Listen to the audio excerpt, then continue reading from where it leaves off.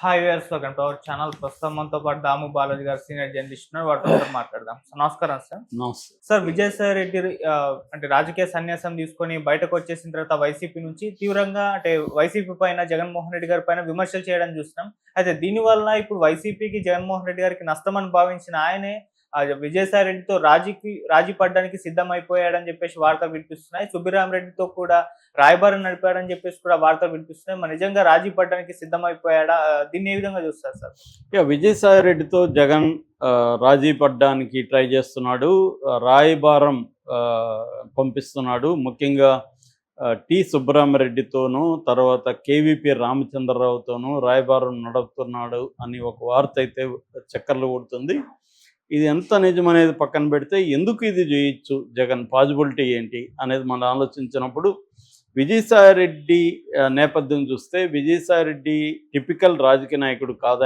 ఆయన ఒక రకంగా చెప్పాలంటే యాక్సిడెంటల్ పొలిటీషియన్ అని చెప్పొచ్చు. ఆయన రాజకీయ లక్ష్యంతో రాలేదు, అనుకోకుండా ఆయన రాజకీయాలకి రావాల్సి వచ్చింది. ప్రధానంగా ఏంటంటే ఆయన ఎప్పుడో చెన్నైలో, బెంగళూరులో, హైదరాబాద్లో ఈ చార్టర్డ్ అకౌంటెంట్ కంపెనీలు పెట్టాడు. కొన్ని బ్యాంక్స్కి డైరెక్టర్గా పనిచేశాడు. అంటే ఆర్థిక వ్యవహారాల్లో ఆయన వెరీ ఎక్స్పర్టైజ్ ఉన్న వ్యక్తి. సో అందువల్ల జగన్కి లేకపోతే జగన్ ఫ్యామిలీకి అంతకుముందు వైఎస్ రాజారెడ్డి దగ్గర నుంచి తర్వాత వైఎస్ రాజశేఖర రెడ్డి దగ్గర దాని తర్వాత జగన్తో వీళ్ళ ఆ ఫ్యామిలీకి ఒక లాయల్ సీఏగా ఉన్నారు. మామూలుగా ఏంటంటే సిఏ చార్టర్డ్ అకౌంటెంట్లు వెరీ వెరీ ఇంపార్టెంట్. ఎన్ని బిజినెస్ ఫ్యామిలీస్కి, సెలబ్రిటీ ఫ్యామిలీస్కి వాళ్ళు చాలా అవసరం. ఎందుకంటే మన దేశంలో ట్యాక్సులు చాలా విషయాల్లో ఎక్కువగా ఉంటాయి. వాటిని ఎగ్గొట్టడం ఎలా అనేది ఈ చార్టర్డ్ అకౌంటెంట్లే చెప్పిస్తూ ఉంటారు. సో వీళ్ళకి తెలియని వ్యాపార రహస్యాలు కూడా ఉండవు.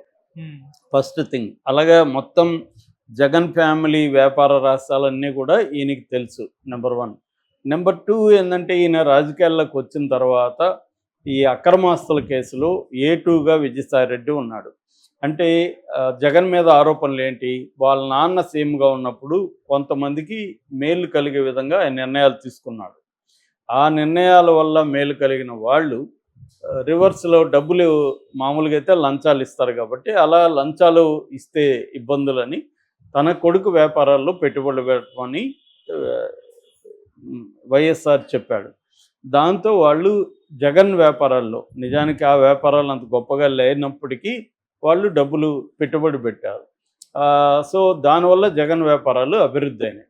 సో దీన్నే క్విడ్ ప్రోకో అంటారు. అక్రమ ఆస్తులు అనేది కూడా దీన్ని కేసు ఆయన మీద సిబిఐ అండ్ ఈడీ ఉన్నాయి. ఇందులో మొత్తం దీని వ్యవహారాలంతా డీల్ చేసింది విజయసాయి రెడ్డి. చార్టర్డ్ అకౌంటెంట్ గాను, ఫైనాన్షియల్ అడ్వైజర్ గాను విజయసాయి రెడ్డి మొత్తం వ్యవహారం డీల్ ఎలా పెట్టుబడులు పెట్టాలి, ఎట్లా చూసుకోవాలి, ఇవన్నీ ఈయనే చేశాడు కాబట్టి ఈయనకి A2గా వచ్చింది. అట్లాగే దాంట్లో పెట్టుబడులు పెట్టిన ఇంకొంతమందిని కూడా కేసుల్లో పెట్టారు. అట్లాగే ఇవన్నీ చూసుకున్న కొంతమంది IAS శ్రీలక్ష్మి లాంటి వాళ్ళని కూడా పెట్టారు. ఈ కేసులో ఫస్ట్ జైలుకి వెళ్ళింది కూడా విజయసాయి రెడ్డి. సో ఇప్పుడు ఈ కేసు ఇంకా ముందుకెళ్ళలేదు, వెనక్కి వెళ్ళలేదు. డైలీ విచారణ చేయమని సిబిఐ కోర్టుని హైకోర్టు కూడా చెప్పింది. సుప్రీంకోర్టు కూడా ఈ విషయాన్ని హైకోర్టుకి చెప్పింది. సో దీంట్లోనే మన రఘురామకృష్ణరాజు సుప్రీంకోర్టు వరకు కూడా వెళ్ళాడు. జగన్ బెయిల్ రద్దు చేయించండి, దీని మీద స్పీడ్ విచారణకి ఆదేశించండి అని. బట్ సుప్రీంకోర్టు అయితే మళ్ళీ దీన్ని హైకోర్టులోనే వేయమనింది. హైకోర్టులో విచారణ ఉంది. సో ఈ కాంటెక్స్లో ఏంటంటే సడన్గా విజయసాయి రెడ్డి, నిజానికి విజయసాయి రెడ్డి ఒకప్పుడు నెంబర్ 2గా వైసీపీలో ఉన్నాడు. జగన్కి రైట్ హ్యాండ్గా ఉండేవాడు, అత్యంత నమ్మినబంటుగా పనిచేసేవాడు. దాని తర్వాత ఢిల్లీలో ఆయన రాజ్యసభలో ఉంటున్నప్పుడు జగన్కి బీజేపీ ప్రభుత్వానికి మధ్య అనుసంధానకర్తగా, లైజనింగ్ పర్సన్ అంటారు, అనుసంధానకర్తగా పనిచేశాడు. సో అందుకనే జగన్ పరిపాలించిన 5 ఏళ్ళు కావచ్చు, అంతకుముందు 5 ఏళ్ళు కావచ్చు, ఆ తర్వాత ఇప్పుడు ఈ 9 నెలలు కావచ్చు, బీజేపీ జగన్ జోలికి రాకుండా ఉండడానికి జగన్ తరపున ఈయన గట్టిగా పనిచేయడం, అమిత్ షాతోనూ మోడీతోనూ దగ్గరగా ఉండడం. సో ఇవన్నీ ఆయన చాలా సమర్థవంతంగా చేసుకుంటూ వచ్చాడు. అయితే సజ్జల యాక్టివ్ అయినాక విజయసాయి రెడ్డికి జగన్కి మధ్య గ్యాప్ వచ్చింది. కొద్ది రోజులు పక్కన పెట్టేశారు. అప్పుడే పుకార్లు కూడా వచ్చాయి. విజయసాయి రెడ్డి బయటకు వచ్చేస్తున్నాడు, తెలుగుదేశంలో చేరుతున్నాడు, బాలకృష్ణతో మాట్లాడాడు, చంద్రబాబుతో మాట్లాడాడు తారక రత్న వ్యవహారంలో. ఇవన్నీ అప్పట్లో సంచలనం సృష్టించాయి. కొద్ది రోజులు ఆయనకి ఏ పదవి లేకుండా పక్కన కూడా పెట్టాడు. మళ్ళీ ఎలక్షన్ ముందు ఆయన యాక్టివేట్ చేసుకున్నారు. ఎందుకంటే ట్రబుల్ షూటర్గా కూడా విజయసాయి రెడ్డి చాలా మందితో ఇబ్బందులు వచ్చినప్పుడు విజయసాయి రెడ్డి డీల్ చేసిన సందర్భాలు ఉన్నాయి. అందుకని మళ్ళీ ఆయన్ని తీసుకొచ్చారు. అయితే ఈ కాంటెక్స్లో ఇప్పుడు సడన్గా విజయసాయి రెడ్డి రాజ్యసభ సభ్యత్వం ఇంకా 3 ఏళ్ళ పైన ఉంటే దాన్ని రిజైన్ చేశాడు. అట్లాగే పార్టీ సభ్యత్వాన్ని రిజైన్ చేస్తున్నాను, ఇక రాజకీయాల్లో నేను ఉండను, వ్యవసాయం చేసుకుంటున్నా అనౌన్స్ చేశాడు. కానీ ఆయన చెప్పిన పద్ధతిలో ఆయన లేడు. రాజకీయాల్లోకి ఇన్వాల్వ్ అవుతున్నాడు, జగన్కి సలహాలు ఇస్తున్నాడు. జగన్ తన మీద వచ్చిన సిఐడి కేసు, కాకినాడ పోర్టుకు సంబంధించి వచ్చిన కేసులో కూడా విక్రాంతి రెడ్డి ముద్దాయిని మీడియా ముందు అనౌన్స్ చేస్తున్నాడు. అది సిఐడి వాళ్ళకి చెప్తే అర్థమైంది. మీడియా ముందు చేయడం అంటే ఆ మేరకి వైసీపీకి నష్టం. అలాగే లిక్కర్ కుంభకోణం కేసులో కూడా కసిరెడ్డి రాజశేఖర్ రెడ్డి ప్రధాన ముద్దాయి అని ప్రకటించాడు. అదే అసలు ఆయనకి సంబంధం లేదు, అయినా దాన్ని ప్రకటించాడు. దాని తర్వాత జగన్తో కూడా 2 సార్లు ఆయన ఢీకొన్నట్టుగా కనబడుతుంది. ఫస్ట్ జగన్ కొంతమంది భయపడి వెళ్ళిపోయారని ఈయన ఉద్దేశించి చెండారెడ్డి చెప్పినప్పుడు నాకు భయం అనేది తెలియదని రిటార్ట్ ఇచ్చాడు. దాని తర్వాత జగన్కి అడగకుండా ఒక సలహా కూడా ఇచ్చారు. కోటరీని కానీ పెట్టుకుంటే జగన్ కష్టాలు వస్తాయి, కోటరీని తీసేస్తే జగన్ భవిష్యత్తు ఉందని ఒక అడగకుండానే సలహా కూడా పడేశాడు. సో ఈ నేపథ్యంలో మెల్లమెల్లగా ఈ మధ్యలో ఆయన ఏం చేశాడు, షర్మిలాని కలిశాడు. షర్మిలాని కలిసి షర్మిలాని తిట్టమని జగనే చెప్పాడని షర్మిలాకి చెప్పాడని షర్మిల మీడియాకి చెప్పింది. సో అంటే అర్థమేమి, జగన్కి యాంటీగా ఈయన మారుతున్నట్టు కనబడుతుంది. ఒక పక్క బీజేపీకి దగ్గర అవుతున్న సిగ్నల్స్ వస్తున్నాయి. ఎందుకంటే ఆయన ఇక్కడ వైస్ ప్రెసిడెంట్ కలవడం, బీజేపీ కోసమే ఈయన ముందుగా రిజైన్ చేయడం రాజ్యసభ, ఇవన్నీ ఏంటంటే ఈయన మీద ఆల్రెడీ ఉన్న కేసులు, కొత్తగా పెడుతున్న కేసులు, ఇవన్నిటి నుంచి విముక్తి పొందాలంటే బీజేపీలోకి వెళ్ళాలనేది ఒక ఇది. సో ఇప్పుడు జగన్కి ఉన్న భయం ఏంటంటే ఈయన్ని తెలుగుదేశం చంద్రబాబును తక్కువ అంచనా వేయలేం, ఎవరైనా ఇలాంటి ఎలిమెంట్ ఉంటే వాళ్ళని క్యాచ్ చేయడంలో చంద్రబాబు చాలా ముందుంటాడు.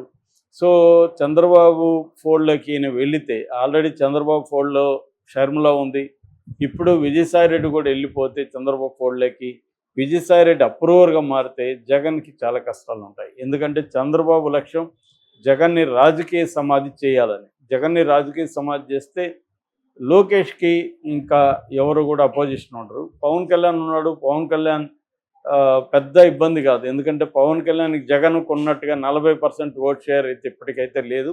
ఇప్పుడు కూడా పెరుగుతుంది అని ఎవరు కూడా నమ్మట్లేదు. తగ్గాలి తప్ప పవన్ కళ్యాణ్కి పెరిగే అవకాశం అయితే లేదు. సో ఈ నేపథ్యంలో ముందు జగన్ని అడ్డుతొలగించుంటే తర్వాత పవన్ కళ్యాణ్ చూడొచ్చు. ఎప్పుడైనా కూడా పెద్ద శత్రువుని ముందు డీల్ చేసుకుంటే చిన్న శత్రువుల్ని తర్వాత డీల్ చేసుకోవచ్చు అనేది యుద్ధవ్యూహం పాతకాలం. అలాగా ఇప్పుడు జగన్ని రాజకీయ సమాధి చేయడానికి ఒక టూల్గా మొన్నటి వరకు షర్మిలాని చంద్రబాబు వాడుకున్నాడు. ఇప్పుడు విజయసాయి రెడ్డిని ఏమన్నా వాడుకుంటాడా? విజయసాయి రెడ్డి సిగ్నల్స్ అలాంటివి ఇస్తున్నాడు. తెలుగుదేశం కూటమి ప్రభుత్వానికి అనుకూలమైన స్టేట్మెంట్లు విజయసాయి రెడ్డి ఇస్తున్నాడు. అంటే విజయసాయి రెడ్డి నెక్స్ట్ జర్నీ ఎలా ఉండబోతుంది సో అనేది ఇప్పుడు టెన్షన్లో ఉన్నారు వైసీపీ. అందుకని వైసీపీ పెద్ద స్థాయి నాయకులు రోజా కానీ, కొడాలని కానీ, లేకపోతే అంబటి రాంబాబు లాంటి వాళ్ళు విజయసాయి రెడ్డిని విమర్శించట్లేదు.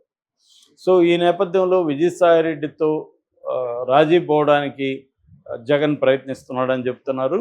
ఒకటేమో సుబ్రహ్మరెడ్డిది, ఆయన నిజానికి సుబ్రహ్మరెడ్డి రాజకీయాలు యాక్టివ్గా లేరు కానీ ఆయనకి విజయసాయి రెడ్డికి మంచి పరిచయాలు ఉన్నాయని చెప్తున్నారు. అట్లాగే కేవీపీ రామచంద్రరావు. కేవీపీ ఏంటంటే తెర వెనుక ట్రబుల్ షూటింగ్ ని చేయడంలో ఆయన కూడా బాగా దిట్ట. సో వీళ్ళిద్దరిని ఉపయోగిస్తున్నాడు జగన్ అని చెప్తున్నారు. ఉపయోగించే అవకాశం అయితే ఉంది. ఎందుకంటే విజయసాయి రెడ్డి కానీ రాను యాంటీగా మారితే మాత్రం